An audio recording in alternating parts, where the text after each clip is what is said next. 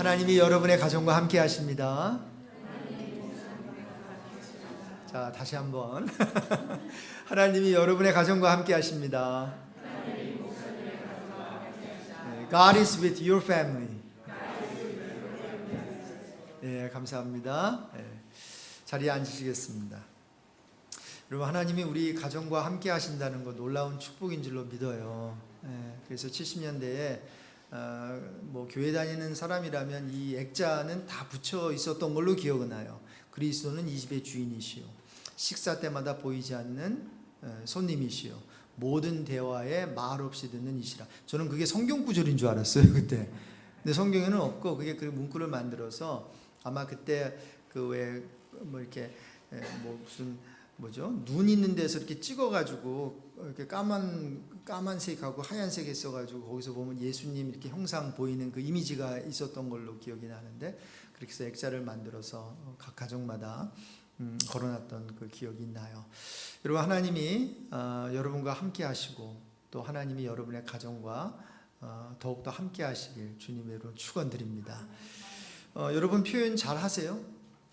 지금 가정의 달 맞이해서 우리 부모가 자녀에게, 자녀가 부모에게, 또 오늘은 남편이 아내에게 어떻게 대할 것인가, 또 다음 주 마지막 주에는 아내가 남편에게 어떻게 대할 것인가. 근데 결국 표현인 것 같거든요. 여러분, 제가 표현을 잘하는 사람 같아요? 잘 못하는 사람 같아요? 저 한국 남자거든요. 아버지에게 배운 거는 저 윗세대 분들은 표현을 잘 안 하셨어요. 솔직히. 그러니까 사실 보고 배운다고 저까지 이렇게 표현을, 사랑을 표현한다든가 하는 게 약간 좀 쉽지는 않았던 것 같아요. 그래서 제가 일부 때는 말씀 안 드렸는데요. 제가 제 아내 그 40살, 그러니까 40세 생일 그 맞았을 때 제가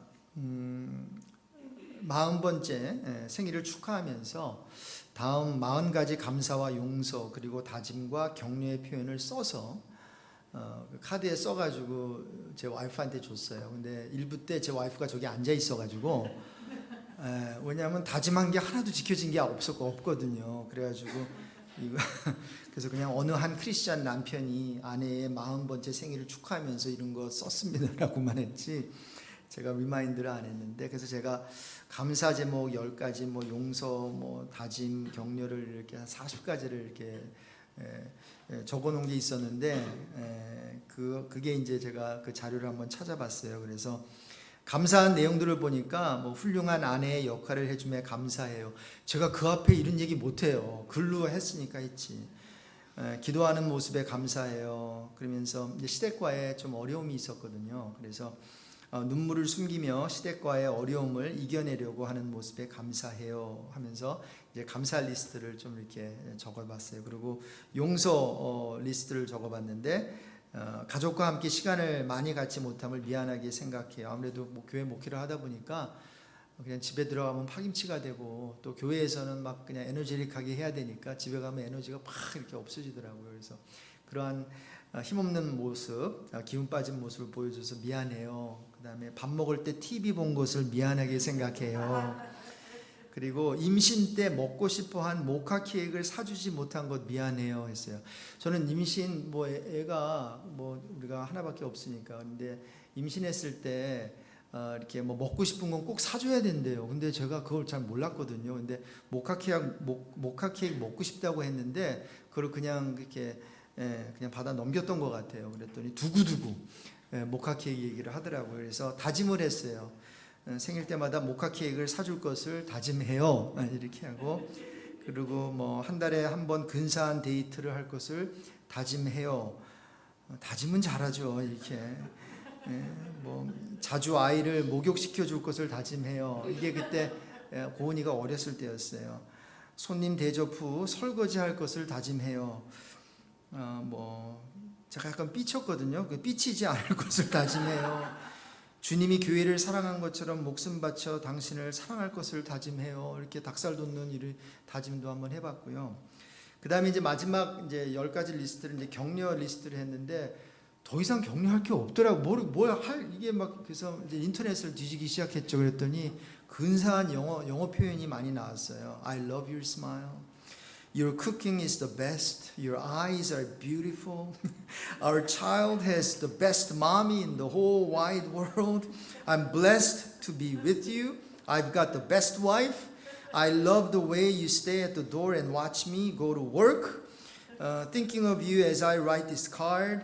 You are so beautiful. I'm crazy about you, honey. You're the best. 절대로 저한테서 나올 수 없는 표현이었는데 인터넷 찾아가지고 다 베껴가지고 그래가지고 이제 카드에 적어서 이렇게 그 표현을 한 기억이 나요. 우리 남편분들 여기 많이 계신데 여러분들은 아내에게 어떤 표현을 어떻게 하시는지 잘 모르겠어요. 그런데 오늘 본문에 나오는 한 그 남자가 나오는데 두 번째 본문에 나오는데 그 엘가나라고 하는 남자가 나와요. 그리고 그 당시에는 일부 다처제 제도권에서 산 사람이어서 아내가 둘이었어요. 그래서 한나가 있었고 분인나 이제 그 아내가 있었는데 남자로서 꽤 괜찮게 그 사랑 표현을 한 것 같아요. 특별히 그 한나 그 아내는 자녀를 생산치 못해서 마음고생이 심했던 것 같아요. 그래서 그 여인을 향해서 그 아이를 갖지 못하는 그 여인을 향해서 말로 격려를 하는데 한번 같이 읽어보실게요. 같이 읽을게요. 그의 남편 엘가나가 그에게 이르되 한나여 어찌하여 울며 어찌하여 먹지 아니하며 어찌하여 그대의 마음이 슬프냐 내가 그대에게 10 아들보다 낫지 아니하냐 하니라. 당신 왜 울고 왜 안 먹고 왜 슬퍼합니까 하면서 이런 얘기를 해요. 내가 당신에게 10 아들보다 낫지 않습니까? Hannah, why are you weeping? Why don't you eat? Why are you downhearted? Don't I mean more to you than 10 sons? 내가 당신에게 아들 10명보다 더 중요하지 않나요? 여러분 기억하면 좋겠어요. 여기 아내 되신 분들 많이 계신데 정말 그래요. 남편은 자녀보다 더 귀하고 더 중요하고 더 소중합니다. 여러분 나이 들어서 내 곁에 있어줄 사람 배우자 외에는 정말 없다는 것을 저보다 연배가 위인 이렇게 시니어 분들을 보면서 느끼게 돼요. 여러분 아무리 속을 썩이는 배우자라 할지라도 여러분 내 곁에 끝까지 있어줄 사람은 내 와이프고 나의 허스밴드밖에 없다라는 거죠. 그래서 이 엘가나는 이런 아름다운 표현을 했어요. 자녀들보다 10자녀보다 내가 낫지 않겠냐고 말이죠. 자, 엘가나는 이렇게 말로 표현을 잘했는데 선물로도 표현을 잘한 사람이었습니다. 이 엘가나가 이제 제사를 드리는 날에는 제물이 이제 제사 드리고 나서 이제 고기나 뭐 이런 게 남거든요. 그래서 그의 아내 분닌나와 그의 모든 자녀에게 줬어요. 근데 5절에 보니까 한나에게는 갑조를 줘요. 왜 갑조를 줬을까요? 거기 설명을 다는데 사랑을 더 많이 했대요. 이는 그를 사랑함이라. 그래서 한나에게는 특별한 2 몫을 주었어요. 여러분 이렇게 음식을 이렇게 봤는데 특별히 음식 나눠주는 사람이 여러분에게 하나 더 이렇게 주면 얼마나 기분이 좋아요. 저는 목사이다 보니까 목사님 하면서 뒤에 성도님 앞에 벌써 가셨는데 저한테 2배의 몫을 주실 때가 있어요. 여러분 그러지 마. 그러면 시험 듭니다. 목사가 딱 있으면 앞에 분에게 2배 주시고 뒤에 분에게 2배를 주시고 저는 그저 한 몫만 주시면 돼요. 이게 뭔가 하면 이게 하나를 더 줄 때 사랑을 느낀다는 거죠. 그런데 이렇게 사랑으로 또 어떤 이런 선물로 이렇게 표현을 잘하는 그런 사람이었던 것 같아요. 또한 엘가나는 매년 이제 배우자와 함께 실로에 올라가서 하나님께 예배를 드리는데 이때는 예루살렘 성전이 지어지기 전이라서 실로라고 하는 장소가 이제 이스라엘 예배의 주요 중심지가 되었어요. 그래서 실로에 올라가서 예배를 드리는데 함께 예배를 드린 것 같아요. 제사를 그 아내와 함께 드렸다는 거죠. 뭐예요? 함께 시간을 보낸 거예요. 아마 여러분의 러브 랭귀지가 함께 시간 보내는 분들이 여기 분명히 있을 거예요. 어떤 사람은 러브 랭귀지가 기프트일 수 있고 어떤 사람은 애포메이션 뭐 말로 격려하는 것일 수 있는데 그런데 가만히 보니까 이 엘가나는 이거 다 하고 있어요. 정말 한 여인에게 말로 포함하고 있죠. 그리고 뭐 특별한 음식 조금 더 덤으로 주죠. 그리고 영적인 시간을 함께 보내고 있어요. 참 괜찮은 그러한 남편이었어요. 이런 배우자와 함께 무엇을 하느냐 하는 것은 굉장히 중요한 것 같아요. 제가 여기 와서 이렇게 보면 운동들을 보통 운동하면은 뭐 이제 남자도 혼자 운동하잖아요. 근데 여기 와서 보니까 같이 하는 운동이 좀 있어요. 그랬더니 우리 교회에도 함께 운동을 하는 그 부부가 있어서 보기가 참 좋더라고요. 제가 LA에서도 이렇게 신앙생활 할 때 남자, 그러니까 축구만 빼놓고 축구는 그 남자들만 하더라고요. 근데 요즘 여자분들 축구를 굉장히 잘해요. 그 골 뭐라고 있던데, 그 여자분들 막 축구하는 프로그램이 있던데, 와, 옛날에 처음 나왔을 때는 잘 못했는데 이분들도 같이 공을 차니까 여자분들도 잘 차더라고요. 그래서 축구도 이제 혼성으로 해도 되겠다 할 정도로 굉장히 지금 한국에서는 축구가 붐이 일어나는 것 같아요. 근데 축구는 좀 그렇고, 근데 뭐 피클볼이나 아니면 이런 함께 운동을 할 수 있는, 그래서 남편과 아내가 함께 시간을 보내고 뭔가 함께 하는 것은 굉장히 중요한 것 같아요. 그런데 그 중에서 여러분 아세요? 함께 영적인 예배를 드리는 것은 가장 중요합니다. 남편과 아내와 남편이 함께 하는 것 중에서 함께 예배를 드리는 가운데 영적으로 하나 되기 때문이에요. 여러분 믿으세요? 이게 영적인 것은 약간 흐름이 있고 어떠한 영적 원리가 있거든요. 근데 원래는 이 하나님께서 집의 가장, 그러니까 아버지예요. 아버지를 통해서, 아버지를 영적 제사장이라고 해요. 그 영적 제사장을 통해서 온 가족이 영적인 축복을 받게 하는 어떠한 그런 흐름이 있어요. 이게 꼭 구약적인 흐름이 아니라 신약에 와서도 하나님께서는 가정의 가장인 아버지를 통해서 주시는 그러한 영적 권위가 있고 그 축복이 있어요. 엄마가 축복해 주는 거하고 아빠가 축복해 주는 거하고는 차이가 있다는 거예요. 왜냐하면 하나님께서는 모든 가정의 헤드를 남자로 세우셨기 때문이에요. 그래서 아내만 와서 예배드리는 것이 아니라 아빠도 함께 와서 드리고, 아빠 혼자 예배드리는 것이 아니라 아내가 함께 와서 한 목소리로 한 하나님을 찬양하면서 할 때 하나님께서 부어주신 은혜는 예배에 참석하는 그 부부, 남편과 아내만이 아니라 그 아내와 남편을 통해서 자녀들에게 영적인 어떤 축복과 블레싱이 흘러가게 되는 줄로 믿습니다. 여러분, 저는 장담합니다. 여러분, 자녀를 위해서 무엇을 해줄 수 있겠어요? 가정의 달을 맞이해서 아이들을 위해서 맛있는 거 사주고, 그리고 뭐 여러 가지 선물 많이 사줄 수 있겠어요. 하지만 여러분, 자녀들을 위해서 여러분이 먼저 하나님 앞에 예배자가 되어 보십시오. 주일 성수 계속 하시면서 하나님 앞에 기도하며 하나님 앞에 예배하는 자가 된다면요, 하나님께서는 분명 여러분의 예배하면서 뭐예요? 기도하잖아요. 찬양하잖아요. 하나님께 영광 올려드리잖아요. 여러분, 하나님께 영광 올려드리는 가정 하나님께서 책임져 주실 줄로 믿습니다. 여러분, 저는 목사로서 이렇게 하나님께서 이렇게 주시는 common grace, 이렇게 보편적인 그런 은혜가 있어요. 비도 내려주시고요. 그리고 뭐 해도 비춰주시고요. 이건 악인과 선인에게 다 비춰주시는 거예요. 그런데 하나님이 우리에게 주시는 게 또 특별 스페셜 그레이스가 있어요.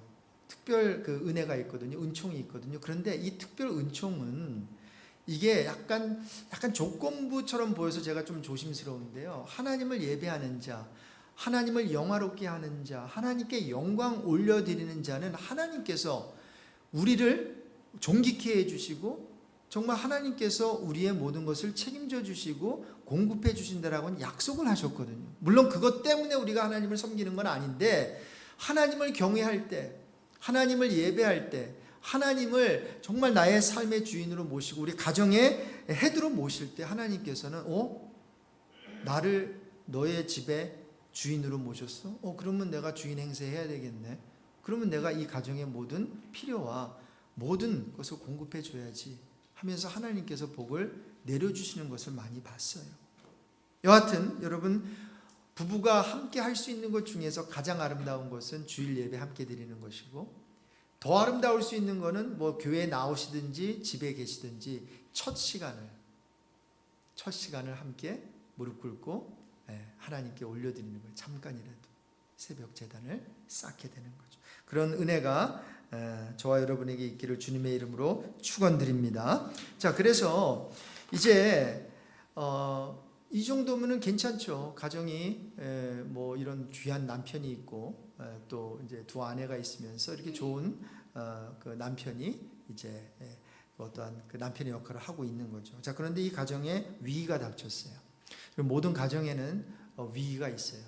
혹시 여러분의 가정에 위기가 있다면 여러분 이 또한 넘어갈 것입니다. 그리고 하나님께서 여러분에게 은혜의 어떠한 은혜를 베풀어 주실 텐데, 여러분 무슨 위기였어요? 이미 말씀드린 대로 엘가나 세대를 이을 아기가 태어나지 않았던 거예요.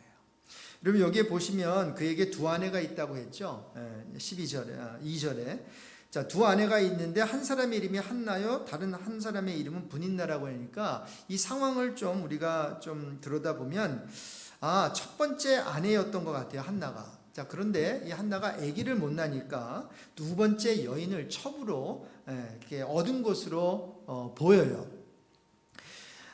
여러분 이것은 당시 문화였기 때문에 하나님의 뜻은 아니었지만 하나님께서 그 농경 시대에 아이들을 많이 낳아야 되거든요. 그래야 이제 비즈니스가 되니까 먹고 살 수가 있으니까.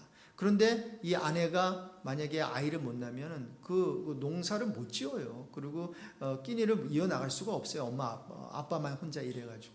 그래서 그 시대에는 하나님의 뜻은 아니었지만 이렇게 첩을 두고 첩을 통해서 아기를 많이 낳는 그러한 풍습이 있었던 것 같아요. 자, 그런데 원래 첫 번째 부인 이 한나를 통해서 아기가 나야 그 가문의 대가 끊이지 않거든요. 그런데 위기가 이제 생긴 거예요. 삶의 파산을 당면해야 하는 그런 위기가 찾아온 거예요. 자, 이럴 때 브닌나가 한나를 업신여겼어요. 다음 구절에 그 이유를 밝히고 있지요. 자, 한번 1장 6절을 같이 그 다음 구절 읽어보겠습니다. 여호와께서 그에게 임신하지 못하게 하심으로 그의 적수인 브닌나가 그를 심히 격분하게 하여 괴롭게 하더라. 여러분 여기서 보십시오. 지금 이 한나가 아기를 갖지 못하게 된 그 이유를 여호와께서 그에게 임신하지 못하게 하심으로. 그럼 그 당시에는 이 불임은 요즘은 뭐 이해가 다 다르지만 저주였습니다. 그래서 이스라엘 사회에서 자녀의 출산은 하나님의 은총을 입은 증거였어요. 그런데 만약에 자녀가 없다면 하나님의 징계나 저주의 결과로 간주했던 거죠. 자, 그러니까 아기를 못 갖는 것은 하나님께서 그것을 허락하지 않으셨다, 이렇게 받아들인 것 같아요. 자, 그러니까 하나님께서 그 한나에게 임신하지 못하게 하니까 그의 그 다른 그 아내였죠. 그 아내가 엘가나의 아내가 그를 심히 격분하게 하여 그를 괴롭게 한 것 같아요. 자, 이런 가운데서 한나가 얼마나 힘들었을까요?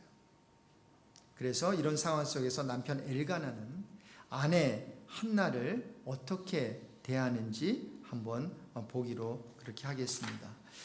오늘 첫 번째 본문인 에베소서 5장 25절 이하에 보면 남편들은 아내 사랑하기를 그리스도께서 교회를 사랑하신 것처럼 하라고 했거든요.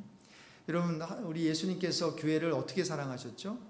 여기에 보니까 그 교회를 위하여 자신을 주신같이 사랑을 했대요. 여러분 주셨다는 것은 뭐죠? 십자가에 죽기까지. 그러니까 여기서 말하는 것은 남편들은 아내를 사랑하는데 그리스도께서 교회를 사랑하시는 것처럼, 근데 교회를 어떻게 사랑하셨죠? 죽기까지. 다른 말로 하면 죽은, 또 다르게 표현해보면 죽은 셈 치고 죽을 각오하고. 여러분 한 여인을 사랑하는 것은 어떤 면에서는 쉬운 일은 아닌 것 같아요. 뭐 좋아할 수는 있겠죠. 어느 정도 그냥 표현을 할 수 있겠죠. 그런데 성경이 요구하는 아내 사랑은 그리스도가 교회를 교회라고 하는 것은 성도들을 뜻하는데 성도들을 어떻게 사랑하셨어요? 성도들을 죽기까지 십자가에 돌아가 주심으로 그 사랑을 표현하셨거든요. 이 정도로 남편은 아내를 사랑해야 되는데 이렇게 자기 자신을 주는 사랑을 오늘 본문 두 번째 본문 사무엘상 1장에서 엘가나를 통해서 좀 찾아보자는 거예요. 그래서 아내를 향한 엘가나의 사랑을 한 세 가지 정도로 한번 말씀드리고자 합니다. 엘가나를 향한 그 한나를 향한 엘가나의 태도에서 몇 가지 우리가 배울 수 있는 그런 부분인데, 첫 번째 한번 읽어보실게요. 약점을 덮어주는 엘가나. 여러분, 한나가 약점이 있었어요. 약점이 뭐예요? 아기를 갖지 못하는 약점이에요. 그런데 이것은 요즘에 와서는 이게 뭐 아기를 못 가질 수도 있죠. 제가 아는 친구 목사 중에서 아기 못 가는 분이 있거든요. 그런데 그게 그렇게 사회적으로 문제가 되지는 않아요. 자, 그러나 그 당시에는 이게 보통 약점이 아니었어요. 애가 없으면 뭐 남편이 괜찮다 하더라도 옆에서 볼 때 하나님께 저주받은 사람이고 하나님의 축복을 받지 못한 사람이고, 그뿐만이 아니라 이제 농사를 하고 또 집안일을 해야 되는데 애들이 없으면 그건 큰 문제거든요. 큰 약점이죠. 그런데 그것을 엘가나 남편은 커버를 해줬다는 거예요. 여러분은 상대방에게 약점이 드러날 때 어떻게 하시나요? 부부가 함께 살다 보면 약점이 드러나게 돼요.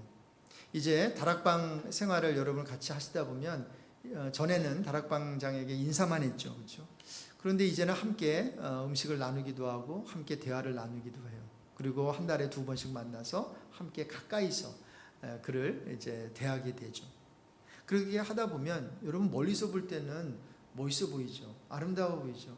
근데 가까이 가다 보면 여러분 뭐가 보이는지 아세요? 눈곱도 보이고, 그리고 얼굴에 점도 보이고, 그리고 가까이서 대화 나누다 보면 그 대화하는 그 과정에서 좀 힘든 그러한 표현도 들을 수도 있고, 그 다음에 오해 소지가 생길 수도 있다는 거죠.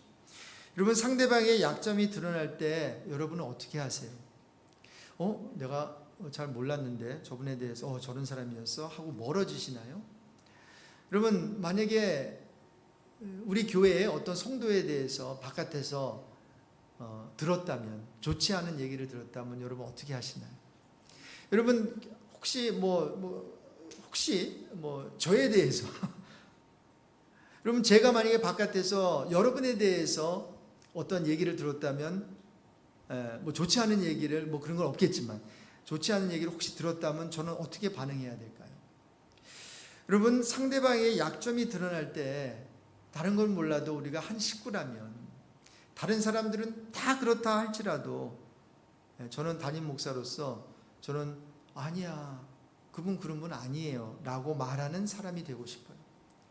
여러분, 만약에 다른 사람이 10명이 100명이 다 그런 얘기를 하더라도 그러면 한 사람만이라도 그 사람에 대해서 그 사람을 이해해주고 그 사람을 격려해 줄 수 있다면, 저는 그 사람에게 있어서 나라고 하는 존재는 굉장히 중요한 존재가 될 것 같아요. 여러분, 누가 뭐라 그래도 여러분, 이 베이커스필드에서 가장 좋은 교회 어떤 교회일까요?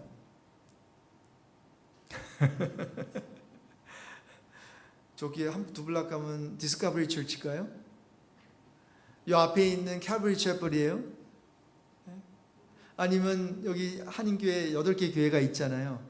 여러분, 다른 거는 몰라도 이거 교만해서 얘기하는 게 아니라 우리 교회니까. 여러분, 베이커스필드 교회에서 가장 아름다운 교회는 어느 교회예요?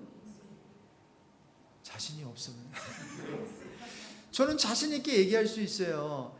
다 아름다운 교회지만 나에게 있어서 가장 아름답고 가장 자랑스러운 교회는 베이커스필드 ANC 온누리 교회인 줄로 믿습니다. 그러면 여기 장로님들 많이 있죠, 이쪽 지역에. 그러면 장로님들 중에서 가장 훌륭한 장로님이 누구예요?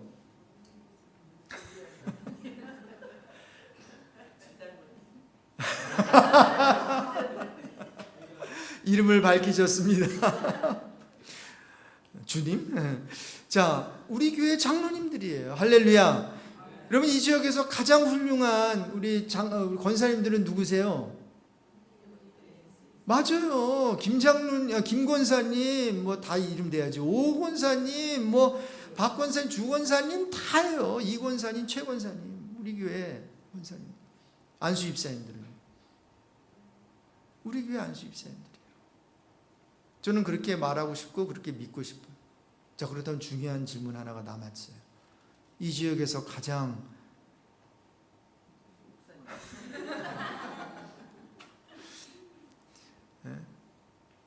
여러분에게 가장 뭐라 그래요? 제가 제 입으로 하려니까 좀 힘든데, 가장 사랑스러운 목사는 누구여야 될까요? 이렇게까지 해야 되는 게 참 그런데 이렇게까지 해야 되나? 근데 여러분 정말로 그래요. 교회가 다 부족하잖아요, 그렇죠? 부족하지 않은 사람 어디 있겠어요? 그러나 부족하지만 우리 자녀들 가운데서 부족한 자녀일수록 난 너가 가장 자랑스럽다. 난 너가 교회 학교 공부 못하더라도 너는 여전히 나의 자녀다. 나의 You're my proud son. You're my proud daughter. 다른 건 못해도 나는 너가 내 아들 자녀인 것만으로 나와 함께 한 지붕에서 사는 것만으로 행복하다. 여러분 이러한 어떤 칭찬과 이러한 인정 또 약점이 있음에도 불구하고 약점을 덮어주는 아버지 어머니 이 부모를 둔 자녀는 얼마나 행복할까요? 여러분 하나님께서는 저와 여러분의 약점이 드러날 때 어떻게 하셨을까요? 여러분 하나님이 보실 때 우리가 죄인 되었을 때가 있었고 연약할 때가 있었고 그리고 하나님과 원수가 되었을 때가 있었어요.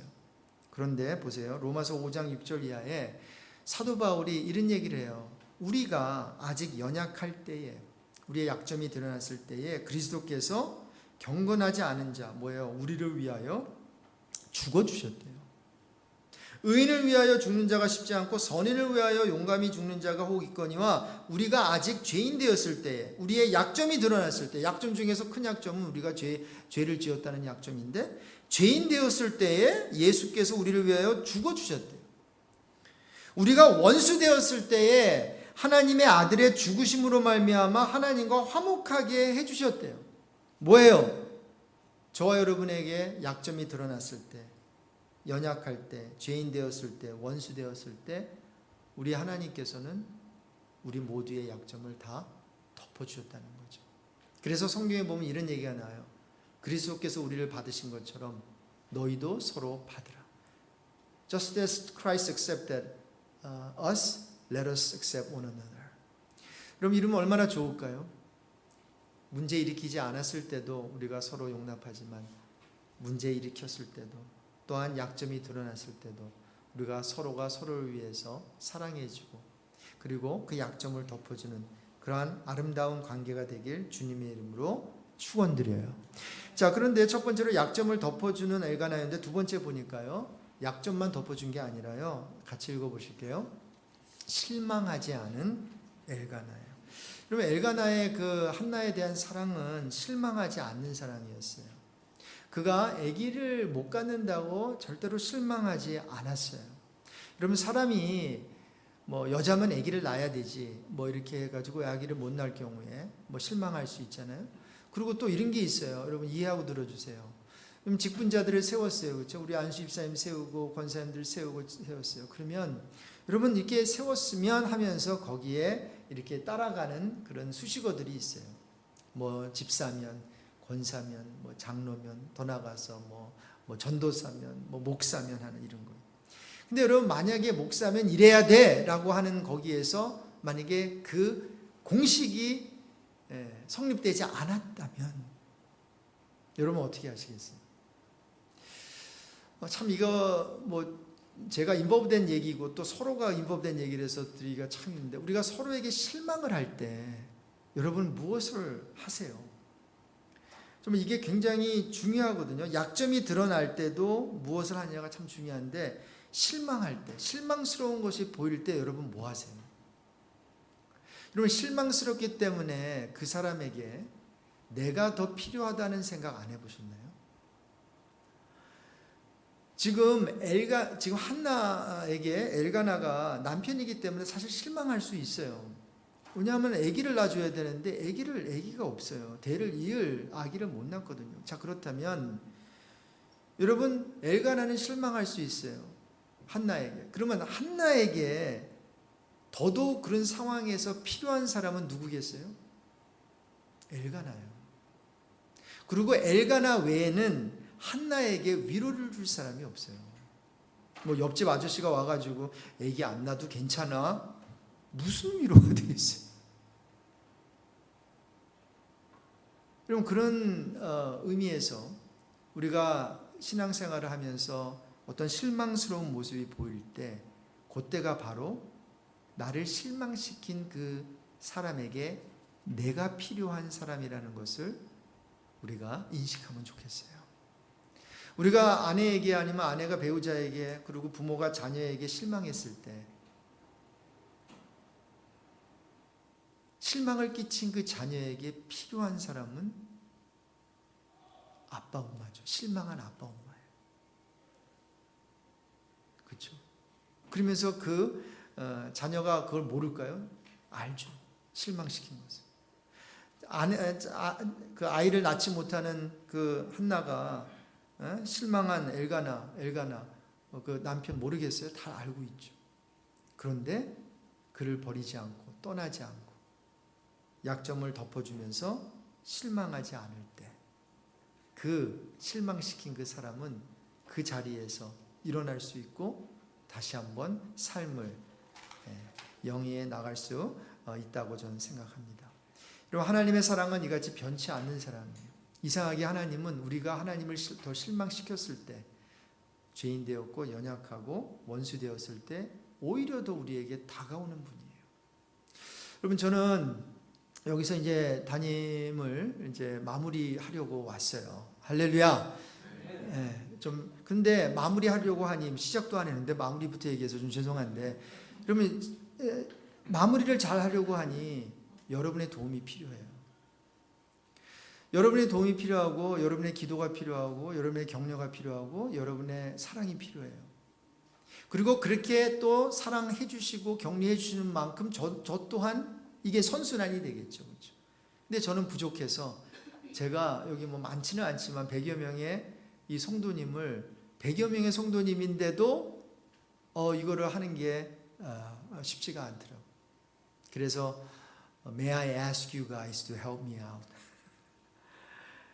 그래서 지금도 기도 많이 해주시고 또 격려 많이 해주시고 사랑해 주시지만 그 이상으로 만약에 해주신다면 저는 아마 그 사랑에 힘입어서 더 이렇게 사역을 잘할 수 있을 것이라고 생각이 되고, 근데 어떻게 부부관계 얘기하다가 저와 여러분의 관계로 왔는데, 근데 저는 그렇게 생각해요. 이 성도와 목회자 또 방언들과 방장의 관계는 어떤 면에서는 부부관계 아니겠어요, 그렇죠? 하나님께서 이렇게 맺어준 그런 관계, 언약적인 관계. 그래서 이러한 어떠한 아름다운 그러한 선순환이 저와 여러분에게 또 여러분과 여러분 사이에 또 여러분과 또 자녀 사이에 있게 되기를 주님의 이름으로 축원드려요. 그래서 누가 우리를 그리스도의 사랑에서 끊으리요? 높음이나 깊음이나 다른 어떤 피조물이라도 우리를 우리 주 그리스도 예수 안에 있는 하나님의 사랑에서 끊을 수 없다. 사도 바울이 로마서 8장 그 마지막 구절에 가서 그렇게 얘기를 하고 있어요. 여러분, 바로 그런 그리스도의 사랑을 엘가나는 그 사랑이 필요한 아내 한나에게 보여주고 있는 거죠. 우리 남편분들 지금 제가 보니까 아내들을 많이 사랑하고 또 굉장히 가정적이고 또 자녀들도 잘 키우시는 것 같아요. 여기서 조금 더 우리가 계속해서 끝까지 아내를 사랑하게 되기를 바라고요. 우리가 함께 우리 교회에 있는 우리 여성분들을 위해서 기도해주는 그러한 근사한 우리 남편들이 더욱더 되기를 바랍니다. 우리 마지막으로 우리 엘가나가 하나를 더해요. 자, 한번 세 번째로 뭐를 하죠? 위로하는 엘가나. 아까 이미 읽었는데 그 8절에 왜 울며 왜 먹지 아니하고 왜 마음이 그렇게 슬퍼합니까? 내가 그대에게 10 아들보다 낫지 아니합니까? 이건 큰 위로죠. 무슨 말입니까? 아들 없어도 된다는 거 아니에요. 그거 없어도 됩니다. 위로를 해요. 여러분, 우리가 부부관계에 있어서 당신이 이거 없어도 됩니다라고 하는 그것이 상대방에게 큰 위로와 격려가 되는 것 같아요. 뭐 아내 같은 경우에 부족한 것이 많은데 그거 없어도 됩니다. 그거보다 이게 더 낫습니다. 라고 할 수 있다면 그게 큰 격려가 될 것 같아요. 그런데 비교하기 시작하면 그것이 굉장히 어려워요.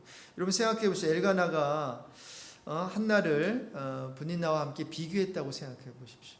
여기는 아기를 쑥쑥 잘 낳는데 여기는 아기도 못 낳고, 여기는 아기를 이렇게 한다 그러면 얼마나 힘들어 할까요? 한나가 말이죠. 근데 전혀 비교하지 않고 위로를 했다는 거죠.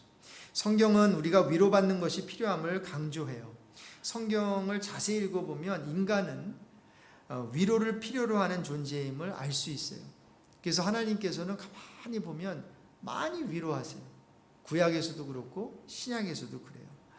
성경은 우리가 위로를 받는 것에 대해 절대로 부정적으로 말하지 않고요. 오히려 하나님의 영광을 위하여 우리가 위로받는 것이 필요함을 매우 강조하고 있어요.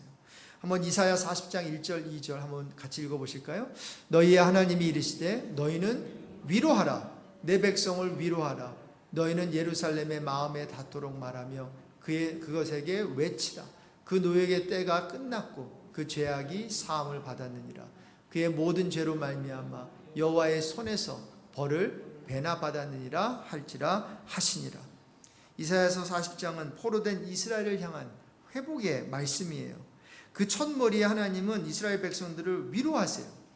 왜냐하면 바벨론을 통한 하나님의 징계가 끝났고 죄를 사함받았고 그리고 예루살렘이 다시 회복될 것이기 때문이었어요. 이것이 이스라엘 백성들에게 있어서 위로의 말씀이 아닐 수 없었고 이스라엘 백성은 다른 것이 아니라 위로를 필요로 했던 거죠. 사랑하는 성도 여러분, 여기는 지도자들도 있으시고 다락방장들도 있고 또 우리 직분자들도 있습니다. 왜 세움을 받았을까요? 위로하라고 세움을 받았어요. 우리 다락방 오늘 저녁에도 모이는 다락방이 있는 줄로 아는데 여러분 위로 많이 하십시오.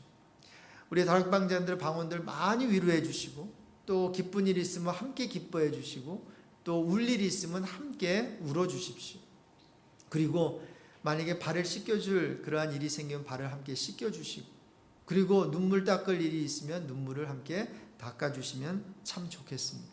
그래서 정말 가족 식구만큼이나 우리 다락방 방원들이 그렇게 친해지고 또 가족처럼 그렇게 지내면 참 좋겠다는 생각을 해요.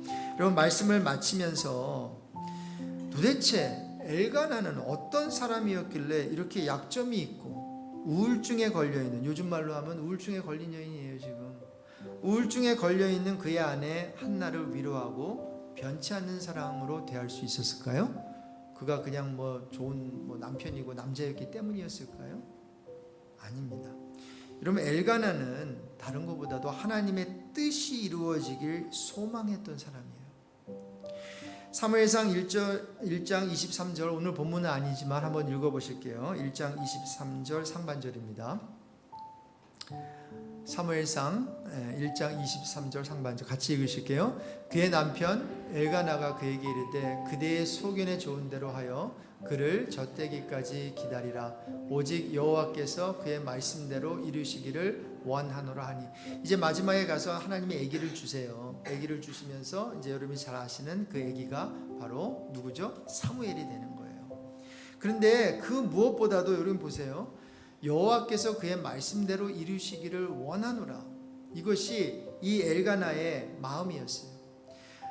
하나님께서 뒤늦게 주신 아들 그 사무엘을 향한 마음이었기도 하고요. 아기를 갖지 못했던 아내 한나를 향한 마음이기도 했어요. 무엇이에요? 내 뜻을 이루는 게 아니라 하나님께서 그의 말씀대로 당신의 삶에 그리고 아들의 삶에서 그 하나님의 뜻을 이루기를 원한다라는 거죠. 그럼 엘가나는 자기의 뜻을 이루고자 했던 사람이 아니라 하나님의 뜻이 이루어지기를 소망했던 사람이에요. 이런 면에서 엘가나는 예수님을 참 많이 닮은 사람인 것 같아요. 예수님께서도 십자가를 지시기 전에 겟세마네 동산에서 기도하시면서 뭐라 그랬죠? 내 원대로 마옵시고 아버지의 원대로 해달라고. 십자가를 지는 일은 쉽지 않은 일이지만 하나님의 뜻이라면 기꺼이 지시겠다고 하나님의 뜻만을 추구했어요. 여러분 여기 남편 오늘은 세 번째 주일을 맞이해서 남편들을 위한 메시지를 제가 드린 거예요. 여러분 부부 관계를 통해 단지 함께 한 지붕 아래 사는 것이 목적이 아닙니다. 하나님께서는 주 안에서 남편과 아내를 하나로 묶어두신 것은 영적인 성숙함으로 함께 나아가라는 거예요. 함께 남편과 아내와 남편이 예수 그리스도를 닮아가면서 영적인 성숙함으로 나아가는 기회를 삼으라는 거예요. 그래서 결혼하게 하신 거예요. 여러분, 하나님께서 왜 결혼하게 하셨어요? 왜 배우자와 함께 살게 하셨을까요? 한마디로 하면 그저 자녀 낳고 잘 사는 게 문제가 아니라 하나님의 뜻을 이루기 위함이에요. 그러면 하나님의 뜻이 있다는 거 생각하시고요. 여러분을 향한 하나님의 그 뜻이 있어요. 물론 제가 여러분을 위한 하나님의 뜻은 없어요. 그러나 여러분을 향한 하나님의 뜻은 있고, 여러분 아내, 배우자를 향한 하나님의 뜻은 있고, 여러분의 자녀를 향한 하나님의 뜻이 분명히 있어요. 근데 그 뜻은 여러분이 갖고 있는 뜻보다 더 근사해요. 저는 그 뜻을 이 5월 가정의 달에 함께 발견했으면 좋겠고, 그래서 특별히 그 뜻을 발견하기 위해서 우리 남편과 아내와 남편 부부가 함께 손에 손을 잡고 기도하는 그러한 5월 한 달이 됐으면 좋겠어요. 여러분, 엘가나의 아내의 사랑 결과가 무엇인 줄 아세요?